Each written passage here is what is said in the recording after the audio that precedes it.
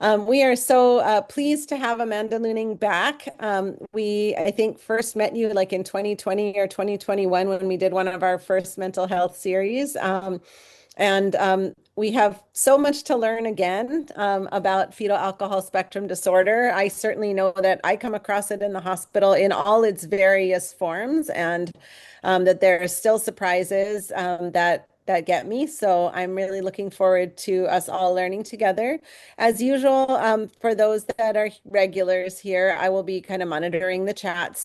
Hi folks. Yeah, I'm gonna speed through because this is kind of a lot in relationship to the amount of content that I have and the amount of time I have. I prefer to do kind of heavy intros so that you actually have a lot of context and then you can be contextualizing as you're kind of going through this. So personally, I'm not a physician. I'm not a medical doctor. My doctoral work is in public health, in infant mental health. I'm a licensed mental health clinician. I've done a lot of work in bigger public health stuff like trauma, intergenerational trauma. Worked a lot with babies, and mummies, and baby brains, and lots of complex risk situations with families. And so we're going to talk about FASD from a greater contextual kind of perspective, which was the title of the presentation. So I hope people are kind of coming in with that conceptually in mind. The action group was primarily a group of volunteers for many, many years, about a decade. I just came on last year as the executive director with some funds from the state through a piece of legislation that we passed in 2023. And so the work that we're doing has to really be contextualized again in the state context, and y'all are working as clinicians in the state with our keiki and our families. So I want to make sure that all of that is super contextualized. I'm going to leave you with a lot more questions than I am answers. I'm just being honest. I'm just gonna bring up a lot of stuff, a lot of things we're gonna wonder, and then we're gonna carry on. So I like to talk about, this is our check-in with Maya, and it's fun that Maya, our buddy Maya, is on here too. I call this my check-in with Maya because we do the best that we can until we know better than we do better, and that's within that context of giving all of us that benefit of the doubt. So we're gonna cover some of these things together. I won't read that, but I want to talk about the Department of Health, and I don't know if I know we're with the Rural Health Association. Um, but when we contextualize the work that has been done in fetal alcohol spectrum disorders in Hawaii, and we look at the work that the Department of Health has done, it's been a little bit simplified, let's say. And there was about 10 years ago, there was an FASD coordinator for the state of Hawaii, and that person was working primarily on prevention messaging, right? If you're pregnant, stop drinking, don't drink when you're pregnant. This was the work that was being done in the state around that. And it really, I would say inadvertently, of course, really kind of oversimplified what substance use during pregnancy or alcohol use during pregnancy entails in relationship to its complexity. And so there's lots of reasons why folks may or may not be drinking during pregnancy. And we're going to talk a little bit more about that. But I think that we have not spent a lot of time in the complexity of the reality of why, let's say, an FASD might happen. And I think that my perspective as a clinician who spent a lot of time in perinatal substance use disorder, I ran Women's Way for a long time as clinical director, and somebody who kind of wants to spend some time in the complexity, our approach of FASD as a Kākou thing is really important, again, in the contextualization of, even without addiction, alcohol use is pretty ubiquitous in our communities. And I'm sure folks might know, your pediatricians, not OB/GYNs, but in 2017, when the CDC said childbearing age women shouldn't be drinking alcohol at all if they're sexually active, that was a pretty big in relationship to what folks were saying about the truth that no amount of alcohol is safe during a pregnancy. So all of the major medical organizations agree that no amount of alcohol is safe during pregnancy. It has a teratogenic effect pretty much from zygote in relationship to the developmental considerations. And so it changes, at a cellular structure, it's teratogen. Ethanol changes cellular development. And so what we then need to understand is, oh my gosh, what does that even mean? Because it may present in a whole bunch of different ways, right? So it doesn't necessarily affect cognition or intelligence. we may never get information around maternal history or the preciseness of the alcohol exposure during fetal development, and it could present uniquely for each person. So again, we're talking about not like a lack of preciseness, I know it's not a word, but lack of precision. And so we have to kind of frame it from that place. And I know that's challenging with the way that typically folks are trained in diagnostic processes. So lifespan condition, and it's not conditions, excuse me, and it's a spectrum of conditions. So we don't exactly know how each person is going to be experience alcohol exposure. There's several, different diagnoses within the spectrum of disorders, and these are actually just some of them. And I want to talk about probably what you folks are most familiar with. And this is what I believe pediatricians are typically trained in, is looking for biomarkers, which makes sense, and looking for, those typical cranial facial features, the biomarkers are associated primarily with the head and the face. There's a few others that folks can look for. There's other kind of minor anomalies. I don't know how much folks are typically trained during, like, let's say, medical school in relationship to looking for some of these additional things. But again, we're conceptualizing within a lot of context about why we may or may not be precisely looking for the effects of alcohol exposure in a kiddo. The central nervous system, obviously is affected, and it may be affected in ways that don't show up right away. So we may not see them at birth. They may not be obvious, even in early development. But what we know currently is that there is no specific or unique tool that folks are trained to use in relationship to that diagnostic process. So MCAT is an example, MChat is your school stuff, huh? The MChat is a tool that, historically has been used for autism diagnosis that people are trained on. And again, we just learned recently that early intervention folks are no longer doing diagnosis in autism. And so what it means to provide a diagnosis, understand a diagnosis, use a diagnosis for the sake of care is sort of starting to evolve. And we have to kind of look at this differently from, let's say, some of the social considerations, some of the considerations of our healthcare systems and these types of things.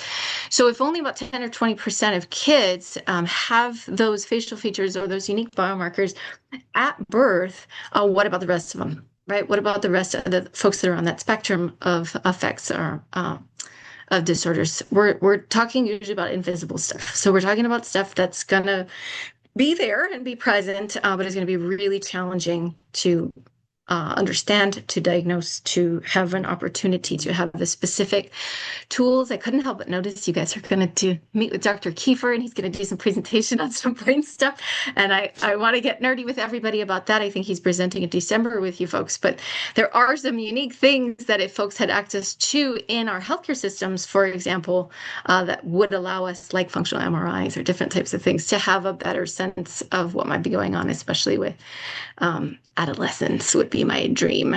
But we're going to talk about those invisible brain-based stuff. We know all behavior has to do with the brain. It's complicated. It's nature, nurture, and everything in between in relationship to how people experience, let's say, their symptoms or their presentation of how alcohol might have affected them in utero. But when we're looking specifically at the effects of prenatal alcohol exposure, we're looking kind of at these particulars in relationship to the behavioral presentations and the different parts of the brain that might have been affected. And the thing that's tough is that these look like any other number of things, right? These could look like any of number of things. And we talk about the things that, overlap with things like ADHD, when we're looking into child and adolescent psychiatry, for example, when we're looking at things like reactive attachment disorders or oppositional defiant disorders, or these things where we might be talking about behavioral presentations, considering that they may be brain-based as opposed to what we, again, this is very high-level conceptual in relationship to psychology, but behavioral-based, but nothing that is behavioral based is not brain based. So there's an interesting dissection of that in a diagnostic process.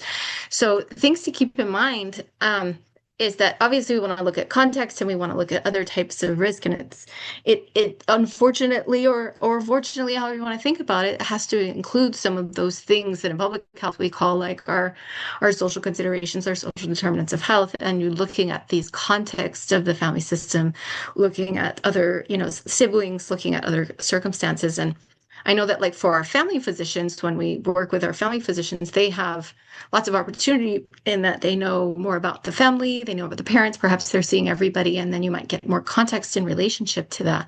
But what we want to address in relationship to the way that we have typically diagnosed, because again, in Hawaii, we don't have diagnostic clinics outside of the folks that are working with, Dr. Okamoto and Dr. Phelps over at the Pediatric, the specialty clinics that are with Kapolani Medical Center. We don't have like an FASD clinic in Hawaii that's doing FASD diagnosis. We don't have anybody that is specifically working on that. And so it's really something to keep in mind as an iterative process. So a kiddo or a family might see you or someone else one time and have a particular screening in relationship to mom's, let's say, and we ask mom, was there alcohol use during pregnancy? Mom's going to go, no. She's not thinking about when she found out she was pregnant. She's not thinking about an earlier time in a pregnancy. She's not been made to feel safe to admit that information. There's some social context that makes that complicated. So what we want to do is be iterative in our understanding of what's going on with our little ones. And as they develop, and, pediatricians can have their kiddos from birth to sometimes 21, right? Is kind of my understanding. It depends on various things. And so it being iterative and understanding that maybe initially we might have a particular diagnosis, but there might be some other things to consider, kind of have to be a little bit like held. Dr. On this last slide, it was Dr. Matson, and then it was also the gal, I'm gonna kind of go look at her name, Dr. Spinazzi over at UCSD, who's kind of trained me in a lot of this stuff, and they talk about their notes and then their notes, right? And there's kind of what we put in a particular pediatric record, and then there's some of the things that we might hold for the things that might be a little bit more complicated than we can give in relationship to a particular ICD-10 at any given time. So again, when you look at the common behavioral presentations of folks that have FASD, they can really look like any number of other things. And so much of what we like to do or like to consider is the reframing of brain-based behavior for family members and caregivers. And so when we're talking to parents about a diagnosis, even if it's not necessarily an FASD diagnosis at the time, we want to talk about why someone may or may not be behaving a particular way, or why someone may or may not have particular behavioral presentations. And so if we can reframe in simple ways, something as perhaps a memory issue, as opposed to a willful, when we talk about, we use language, right, in parenting around things like defiance or stubbornness or these kinds of things. There's a really different approach, even from the caregiver, the perception around this, the way that you should respond. And the punitive experience of the kiddo can ultimately change and sort of create co-founding and intersectional effects in relationship to how they experience their own issue, let's say with short-term memory, and someone being kind and patient with them and giving them additional reminders or giving them, tools that support that, versus folks that are saying you're kolohe and you're the naughty kid and you don't listen. And there's a lot of things to be held in relationship to the attitudes generally. I would say as a clinician, these are trauma-informed generally. These are brain-based. These don't necessarily have to be specific to fetal alcohol spectrum disorders and the diagnosis of those processes. So it's important for us on the back end that are working in the systems to hold some of those considerations. Maybe you're thinking that FASD might be you're holding it as a differential or you're kind of considering it, but you're not providing the diagnosis at the time because maybe you feel like you don't have enough information. But we can help to reframe our understanding of some of the behavior by saying, hey, this might be brain-based. We don't exactly know why or what's going on, but we're going to frame the way that we understand it and then some of the things that we do differently. And that's so important for parents, caregivers, teachers, everybody that's involved in what might be going on with a little kiddo that's struggling. So we know lots about stress in the brain. I'm not going to add that for you guys, but what we see with the teenagers, right? Especially the teenagers that are, they're 11, 12, 13, 14. We see lots of folks that are having their behavior framed from this willful viewpoint, as opposed to some of the deficiencies or the issues that might come with alcohol exposure in different parts of the brain. They get framed in a way that, again, we have this really interesting philosophical thing about decisions and choice and behavior and all the constructs around the environmental expectations that kids are experiencing.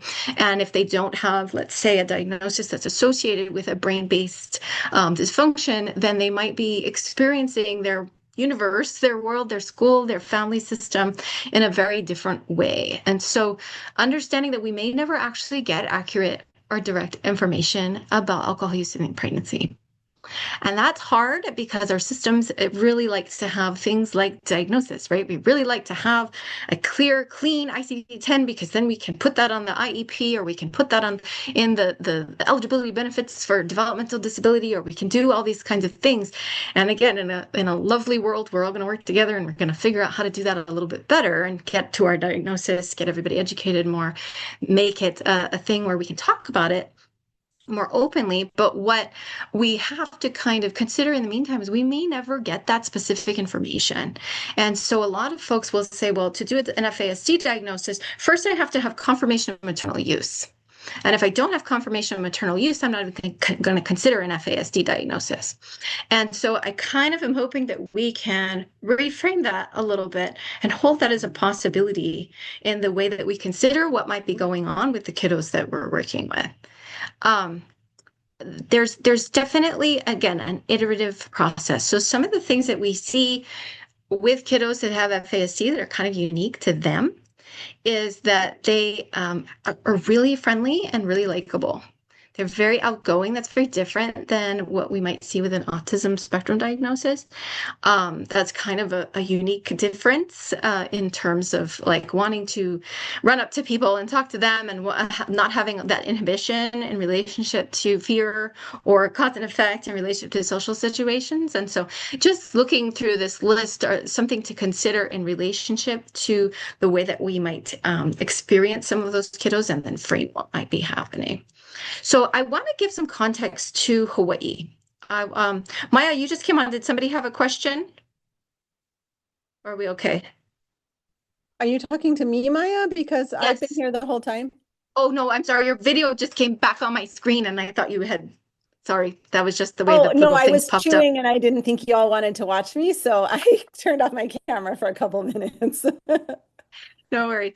Yeah, so I'll let you know if there's any questions. Okay, But thanks. yeah, no, you're doing great. Thanks. We're going to switch gears and we're going to talk a little bit about the system. So that's okay. That was a good juncture to kind of pause and go into that. So what I want to say, and like, because I started talking about the Department of Health a little bit when we got into this, is that we have not had a good ability to talk about this for a good long time. It's something that is kind of shrouded in gray and mystery, and it's associated with a lot of things that get really uncomfortable for folks. And I think as a trauma clinician, we say you have to speak the unspeakable in order to make it something that isn't so scary anymore. And there's a lot of ways in which, when we say we would like FASD to be a Kākou thing, we have to acknowledge that there's a community element to how we understand alcohol use in our communities, how we talk about pregnancy, reproduction, sexual activity, any number of these things. And so in 2023, Governor Green passed a law, Act 192. Darlene, where's Darlene? Darlene might be on here. Just wave, Darlene. Okay, Darlene Chenskova was our longtime legislative advocate. She's a volunteer. She never got paid for anything. She's stomping around the Capitol. She helped us to pass this law, Act 192. And she's also a researcher, and I'll give her a plug at the end here, and she would love to chat with you folks. But she helped us to pass a law requiring that people with an FASD diagnosis have a co-managed system of care. So folks that have a positive screen or get a diagnosis have to have access to things like a case manager, an FASD specialist that is coordinated around their pediatrician, their primary care provider, their family doctor. And this went into law in 2020, July of 2023, technically. So we got some funding through that, not just till, it was just last year, the action group, to kind of look at that. So what we started to do was go, I wonder if folks in Hawaii feel like FASD is a thing, if it's an issue, if it's something that people are aware of, if they know about. So we started to do some polling. And, 9 in 10 of the folks, we had several hundred participants, providers that were primarily docs. And we had folks that were doing clinical work and social work, and folks that were mental health folks. But 9 in 10 folks said, hey, this is a serious issue. And this is something that, we know we have here. We're seeing it, like you were saying, Maya, we're seeing it in community. We know we're seeing it in the people that we're seeing. 95% said, hey, we really got to be screening kids, right? We got programs like EPSDT. We got to include how we're understanding what we're looking at. And that 95% of folks said, hey, we got to be looking at this. But 2/3 of folks said they don't know how. And they didn't know what that, like, how do we do that? And so typically with an FASD diagnostic process, you would have a clinic with a team, right? You would have a team of folks that would have spent some time specializing, that would work together, that would have the context around, let's say, some of the social context, some of the family context. They would have a little bit of early intervention folks. They would have maybe occupational physical therapists. They would be looking at some of those really specific biomarkers that we talked about. There would be a team of folks that would be working with a doc or two around how do we specifically consider that this is what might be going on. And we don't have that. And so a lot of folks were like, we think it's an issue, but we're not really sure what to do with it. So less than, or 5% said they were comfortable with diagnosing FASD, and everybody else was like, I don't know. I'm not so sure what this means or what that might look like. And this is the one that I always find the most interesting, because folks said, okay, we really got to be screening kiddos. But then more than 20% less said we don't have to screen adults.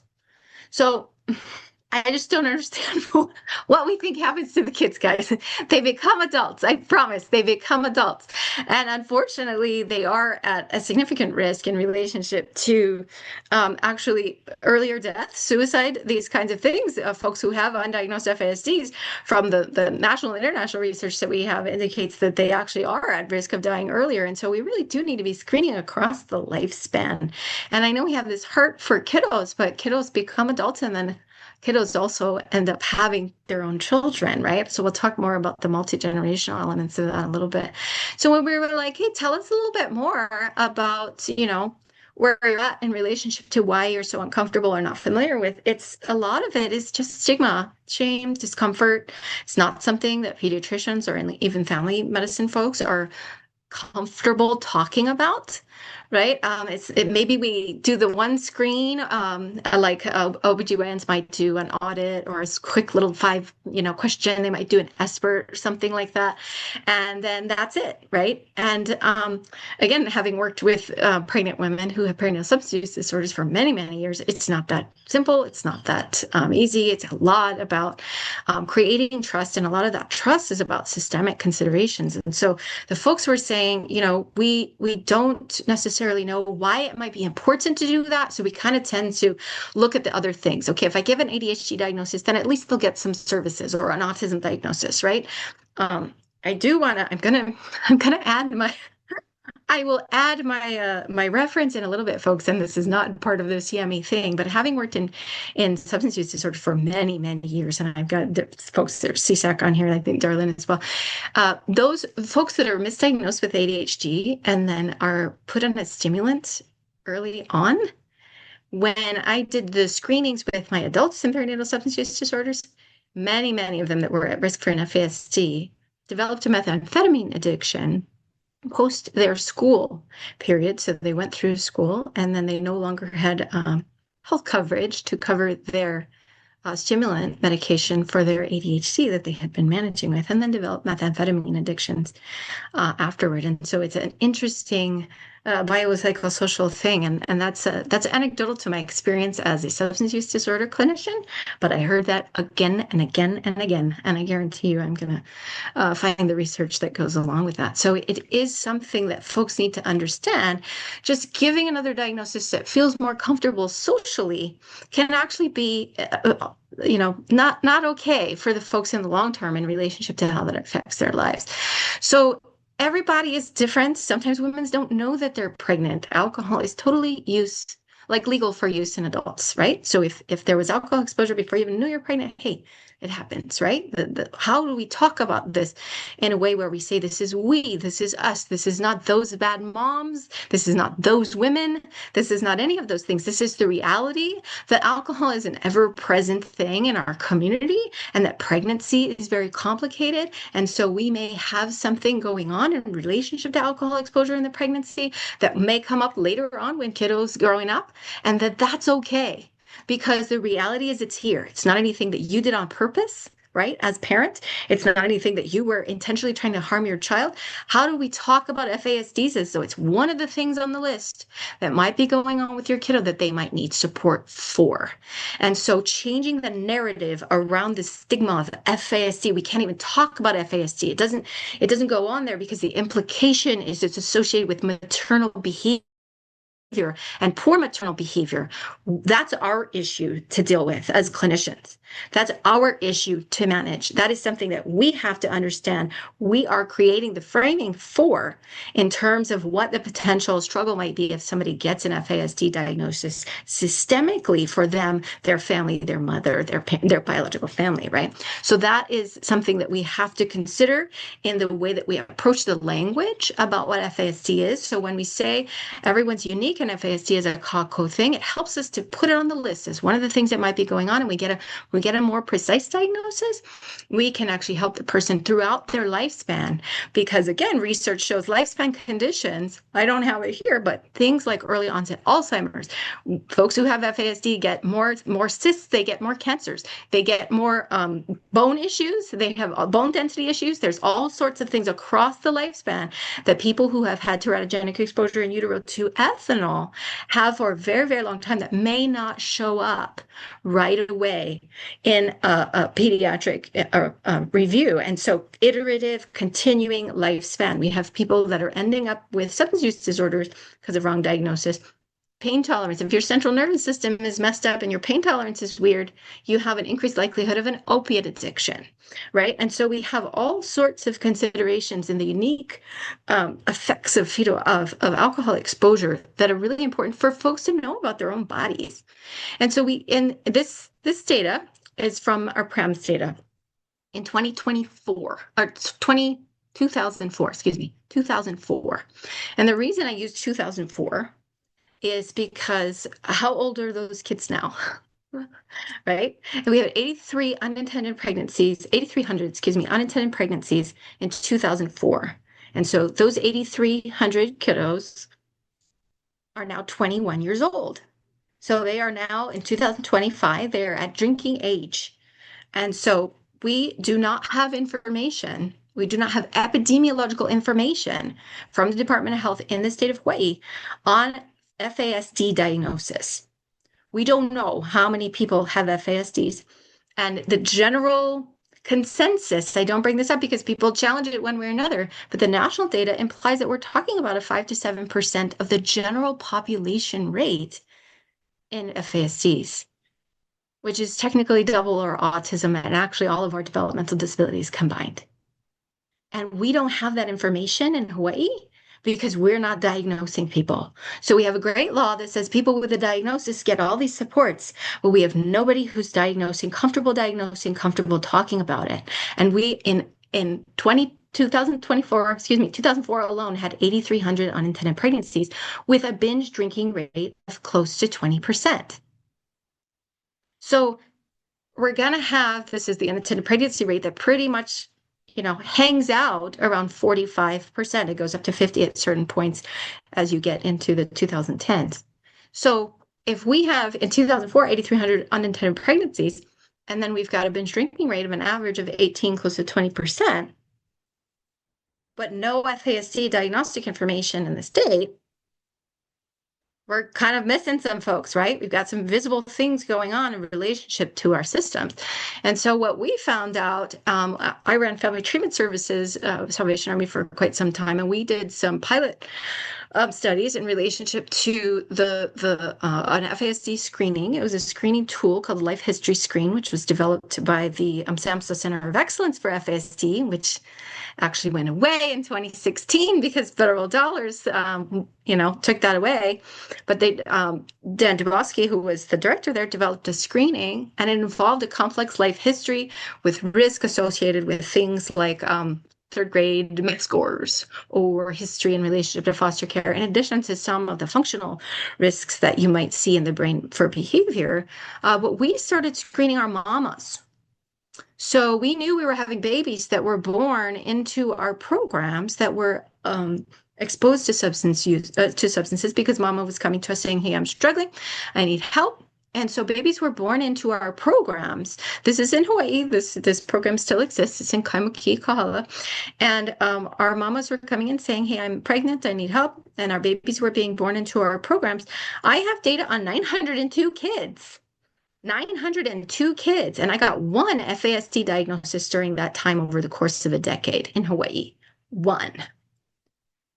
And that was because I full on lost my mind and I cheated and I stole a case manager's car and I drove the mom to the clinic myself. And so there's really, really this struggle and this disconnect in relationship to early intervention, our pediatricians, folks that are saying, hey, we really need to talk about this. I have confirmation of maternal use. Mama is coming to me with an alcohol use disorder during her pregnancy.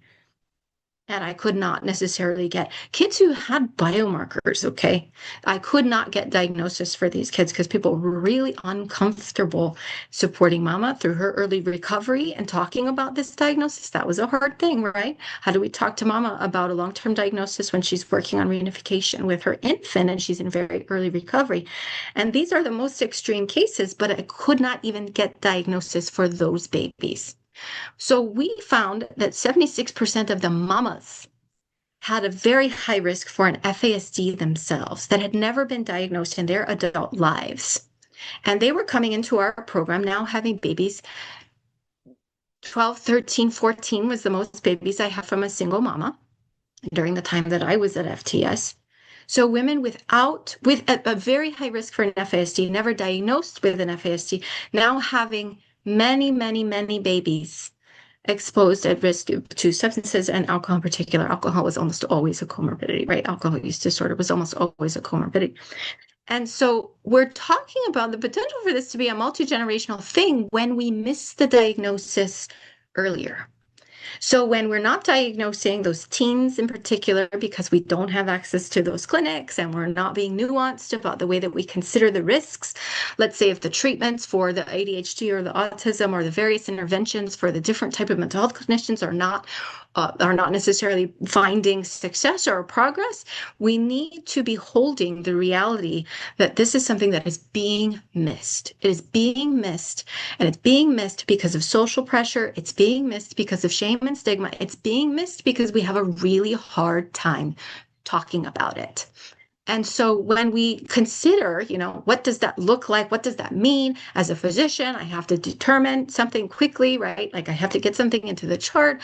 I have to be billing for the recommendation of the services or the treatments that we want to provide. How is it that we are, holding this as a consideration when we don't have the maternal confirmation, or we don't have the biomarkers, or we don't have the things that we typically would use for that diagnostic process? And I hope that developing trust and safety in relationships with parents is a really big one. Helping women to say, hey, this might be something that's going on. Tell me a little bit more about what was happening during your pregnancy, because pregnancy is really complicated. It can be kind of crazy. Sometimes we find out that we're pregnant later on. And any number of different things can happen during a pregnancy that could, have some effects on our kiddo throughout their lifespan. But the more we know, the more information we have, the better we can support moving forward with an appropriate diagnosis, with a diagnosis that is actually going to be something that is going to get the kind of support that folks need. When we we're doing work with adults, let's say, what we saw very much so is the folks that had FASDs, had proper diagnosis, and then also were at risk for FASDs, is that they did really great in structured settings. But if we're not diagnosing teenagers and they're at risk in different settings, and then they don't have structured settings anymore, they go to prison. So the national data indicates that close to 60%, if not more, of folks in our prisons are very much so likely at risk of having an FASD. And so institutionally, we don't know what to do with folks that have long-term brain-based behaviors that are something that we don't understand. It's a big systemic issue in relationship to the way that we talk about alcohol in our communities, and the way that we talk about our understanding of behaviors, and the way that we historically shame women, and all of these kinds of things. There's different things to consider that we might be talking about, that a diagnosis that could provide someone, like in Hawaii, with a co-managed system of care throughout their lifespan, but we're not comfortable looking and considering that diagnosis earlier or sooner. And so we're asking folks to again, let's just start talking about it. That's a lot of what our work is at the FASD Action Group, is let's just start talking about it. Let's just get more comfortable considering it, putting it on the list, adding it to the way that we have conversation, getting into that we and us and alcohol and pregnancy are a complicated space, as opposed to the FASD. That's a scary thing. We don't want to consider that as being something that we want to talk to the parent about. I get it, completely get it, especially for women who were very early in their recovery, to be talking about the long-term effects of their substance use during their pregnancy of their child. That can be heartbreaking in terms of the perception of what that was. And it doesn't have to be. It can be very matter of fact and supportive, and it can say this is actually getting an accurate diagnosis, getting correct care, getting support throughout the lifespan is actually going to have the potential to break multi-generational cycles in relationship to things like substance use disorders. And we have a really different framing of the way that we understand kiddos' behavior. So what we're looking for in a lot of our advocacy work, and this is where we're saying Kākou thing, not only in relationship to community and understanding FSD and alcohol use, but also like, hey guys, we all got to get on board in relationship to understanding what does screening across the lifespan look like? What does that look like systemically for the time that people have to do those kinds of screenings? Where are the referral sources? Where are the clinics, right? We need to be getting on top of all of this. This is big systemic structural stuff. And so when, we have a law that says, hey, we need a co-managed system of care, what does that actually mean? And we are definitely here at the Action Group building the plane while we're flying it. We are trying our best to put this on the radar. A lot of our work is in advocacy and legislative processes, right? We got Darlene on there, and she's also, again, doing research and really as a psychology doctoral student, but helping all of us to understand that when we're talking about the biomedical model, and when we're talking about and when we're talking about the way that we frame diagnosis for individual people, we all know that there's a lot of context that's involved in this. And from our research and what we know in relationship to the research that's going on in other places, this really is something that has the opportunity to be a paradigm shift in a lot of our systems for the way that people end up in our different systems. So when we're looking at the special populations, when we're looking, when we're looking at things like child welfare services, when we're looking at folks that are in our juvenile facilities, our youth correctional facilities, our court systems, when we're looking at these kinds of things, it's a really high disproportionate amount of folks that have things like undiagnosed FASDs. And so if we just can imagine the reframing of that behavior, that can change whole people's lives in terms of, let's say, we're going to give them a reminder call for their, appointments for the rest of their lives, and that's okay. That's okay, because they have crappy short-term memory, and we're going to do that, and we're going to put that on a support plan, and that's going to be something that they need. So we've seen really small interventions be really successful for folks once they kind of know what's going on, and their ohana and their care providers and their employers and all of these good things, teachers, really understand and reframe the way they understand what's going on. For folks, it can really create a lot of success. So I want to say something really great about these adults, because these folks did not get pediatric diagnosis for the most part. Some of them did, but the majority of them got diagnosis when they were adults. And so they have a lot to share in relationship to the things that they went through as young people without the proper diagnosis, and then also how getting the diagnosis changed their lives. change the way that they understood themselves, their behavior, their brain, their context, the kind of support that they got in their lives. This is a group of, they're called the ALC, Adult Leadership Collaborative Changemakers. Darlene and I have met them several times at different research conferences, and they are folks that are doing okay in the world because they got the diagnosis and therefore the support and the services that they need. So if we are wondering about the importance of diagnosis, right, what does that mean? Is it going to help somebody to get services, to get care, to get eligibility? There is a whole systemic thing that we need to look at in relationship to that, and we are actively working on some of those things. And so I have some resources here for you guys. These are, I'll send out, you got all the slides and whatever. These are kind of beginning things. If you'll notice, the majority of these things are not in Hawaii. Because again, we are building the plane while we're flying it. We're actively asking, we're hoping to do some future legislation, actually asking for the state to take a lot of this back over. It needs to be integrated into a lot of our systems.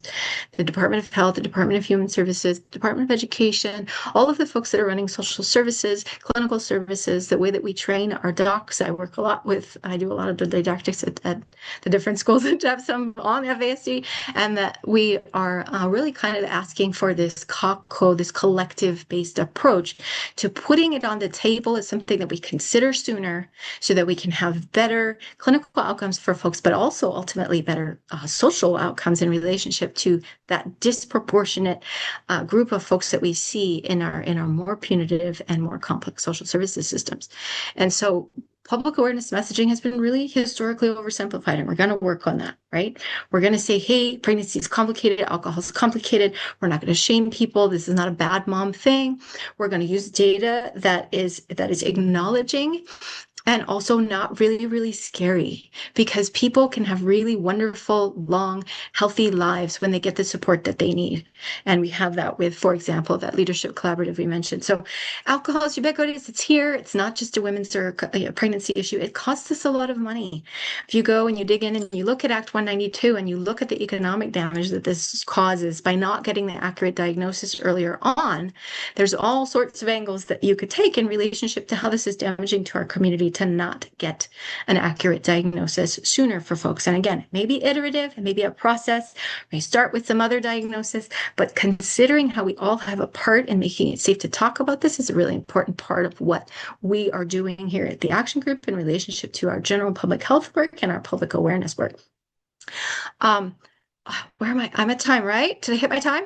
Ha, ta-da. Okay, I had the survey You link. did fine. We always go over a little bit and then have shorter time for questions, and it's not a problem.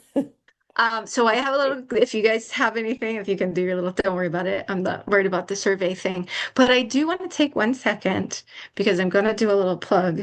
So I've got Darlene here.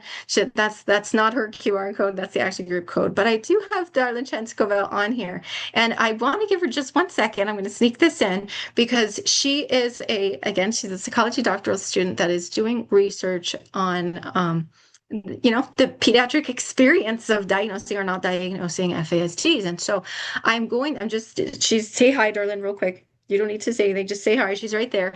I'm going to send out her info to you folks. I'll include her on that. And if you're able to share, or if you folks are interested, please let us know, because she is recruiting pediatricians for a short interview to learn a little bit more about the experience of some of what we're talking about today in terms of what does that feel like to be responsible for that kind of diagnosis, considering all of the systemic complexity around it. Actually, Amanda, I would love to invite Darlene to share a little bit about her work. We still have more than 10 minutes, so that sounds really important and stuff that we could certainly spread even with folks that aren't able to make it on today. Because yes, and you get on the recording. Go, Darlene. We are recording, yes. So, aloha, guys. Thank you so much for having me. I'm a PsyD doctoral candidate, and I am holding hands with all the medical doctors of Hawaii to tap into that $12.7 million that we pass on the federal level to find out what are your barriers, what are your support that you need, what are your experiences surrounding FASD.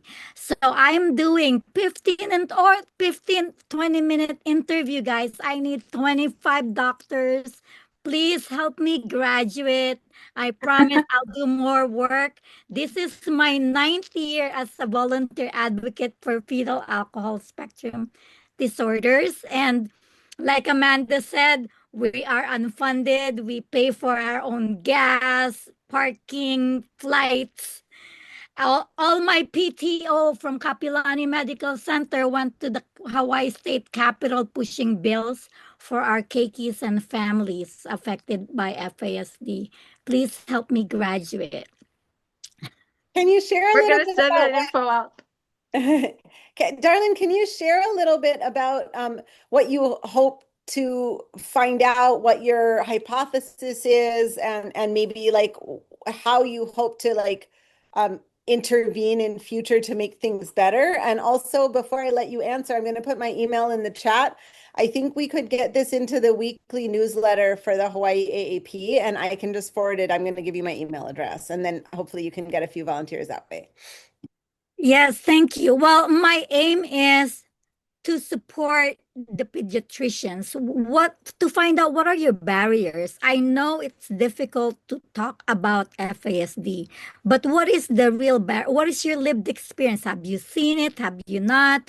Have you encountered assessment tools? If you're not, my dream after I graduate is to build an FASD hub and to hold hands from the mental health field side with the medical doctors, because you're the biomedical. We are psychological, behavioral, and mental health.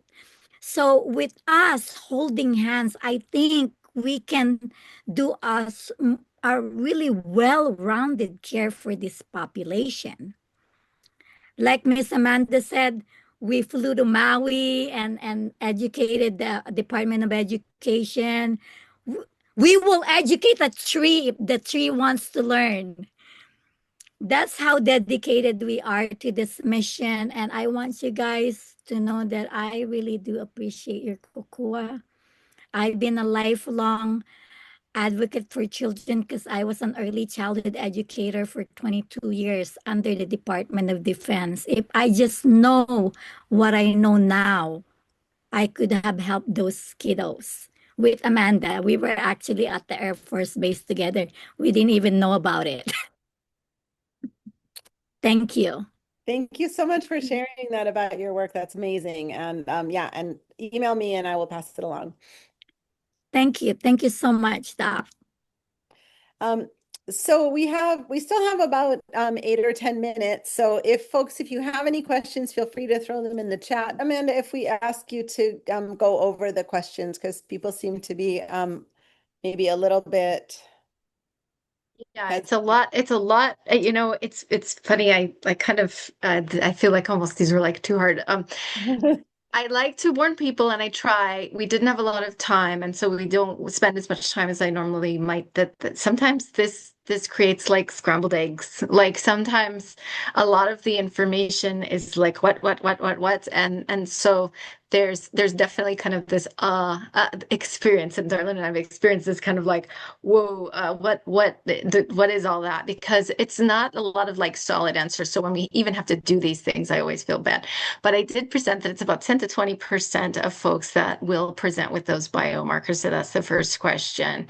The second one, in relationship to the distinction, we talked about kiddos, you know, that they're more likely to be, you know, friendly. So we're going to see that's A, B, C. It's C. Children with autism spectrum disorders are typically characterized by being socially withdrawn, whereas kids with FASD are more likely to be socially disinhibited. So they're going to be friendly. They're going to hang out. They're going to ask questions. They're going to go up to strangers. Even it might become an issue with cause and effect or stranger danger. So for kids, the question number 3, that screening iteratively part is what we talked about in terms of, you know, why we might want to do that. So that's really all of the above. It's that it's a lifespan condition. We might not consider whole body effects if we just do diagnosis like ADHD, for example. And sometimes, you know, we might not have that information on alcohol exposure, and that might be a trust process to be developed with the birth mom or developing context with risk and a vulnerability in a family system. So number 4, in relationship to the tool that can be helpful, it's just developing trust. So that is C, developing trust by acknowledging complexity and providing resources. And that's what we talked about in relationship to the way that we begin that iterative conversation. And so we don't want to be doing some of those other things like giving diagnosis that just feel easier contextually in our social systems or in our health systems, but start by acknowledging the complexity, developing that trust, and talking about some of that brain-based stuff that we mentioned. So it looks like the correct answers are up on there, like they've been highlighted. So yep. I hope that's not too hard for folks. Thank you. Thank you so much, Amanda. That's great. As a clinician, I'm wondering if you could share with us any like maybe useful phrases to use or ways like the concepts that you discussed are, they all make perfect sense about sort of iterative screening and creating a safe space and being non-judgmental and trauma-informed. But I think sometimes clinicians really struggle with what are the words that we ask? And when I think about asking about intimate partner violence or food insecurity, especially with our learners or with people that are not, necessarily as comfortable with some of the touchy-feely stuff, it can be helpful to have a phrase, so we were taught, for example, to ask a very specific question about food insecurity. Within the past month, did you ever run out of food, or did you worry that you would run out of food before you had money to get more? And so that's kind of what we can, even if we end up not necessarily using that, it's an entry point, I think, for folks who do feel uncomfortable with it. And I acknowledge all of those, the stigma and all of the other hesitations that are very real for folks, not to mention the time constraints for busy clinicians, especially in the outpatient primary care setting. So that was a very wordy question, but I would love to hear. No, but I appreciate it because I would love to, and I could give you some phrasing. I could very easily give you some phrasing, and I think some of you could think about this. What we are trying to acknowledge is that even if you had that great phrasing, if you don't, for example, have the time, you don't have the referral source, you don't have you don't have all of this context, which is why we're saying it's Kākou, right? Like we're acknowledging these pieces. As a clinician who worked for a long time in infant mental health and perinatal substance use disorder, I could get nerdy and I could say, hey, totally no judgment. We're being completely transparent. The more information that we have about your pregnancy, the more support we're going to be able to get. And we're going to support you with the things that feel scary about that.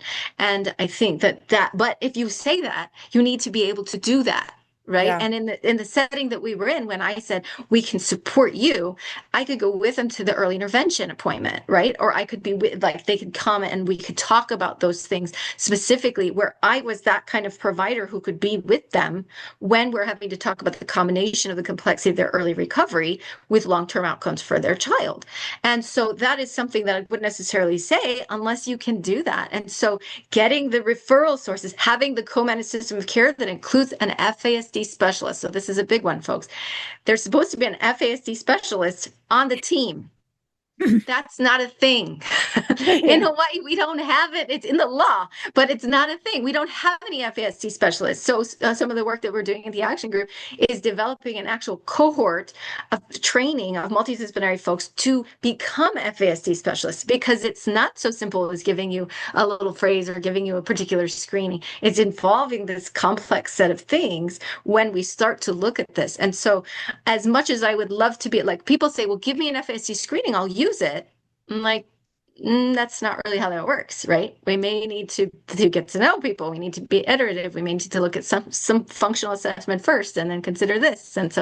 And then when we're at the juncture where we've kind of ruled out, then we go to an FASD clinic and we use the multidisciplinary approach to diagnose. We don't have any of that stuff. And so in terms of the demand, a big part of our work is having you folks call us actually and say, hey, I think that my patient has this particular risk. Does their health plan have a specific diagnostic clinic or diagnosticians that specialize. And then that helps us in our advocacy, because I can go to the health plan and I can say, hey, tell me about your diagnostic specialist. Hey, and if they don't have them, then we can work with the systems to develop those things. And so that's where the Kākou effort and the communication, because we are actively, like we say, that's the phrase, is building the plane while we're flying it in relationship to some of these things.